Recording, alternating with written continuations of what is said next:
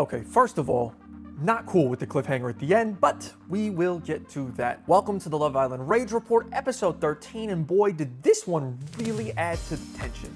Let's start with Zay and Josh first because they had a great example of ineffective communication leading on to no resolution. Now, Josh was clearly hurt by Zay not backing him in previous ways. The best way to discuss this would have been to ask what drove to his decisions and try to get back on the same page. By approaching someone with curiosity, you lessen the possibility that they'll react and respond defensively.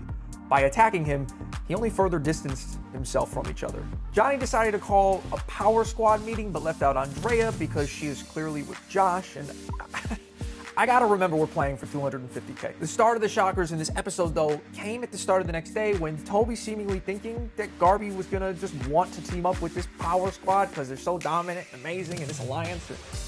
That ended up going over super well. Toby, didn't it? Looking pretty silly with all this egg on your face. But all it did was just create confusion for me. Because Sydney, what in the hell are you doing? What is wrong with you? I mean, this is the clearest example I have of allowing your emotional threshold to just explode. And all decisions being led by logical and rational thought just go out the window. Yeah, I'm having it right now. I can't even speak. This is the clearest example I have of passing your emotional threshold. And all decision is being led by your emotion and not logic or rational thought. And not the logical or rational part of your brain. That's what you need to say, buddy. And not the logical or rational part of your brain. The logical thing would have been to start going after somebody from the power squad.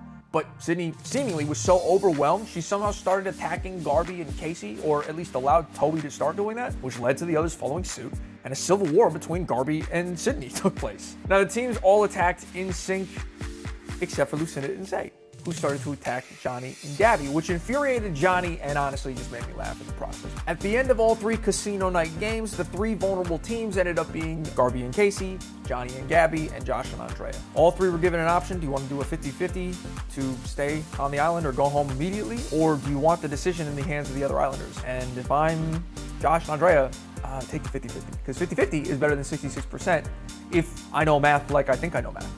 And I do.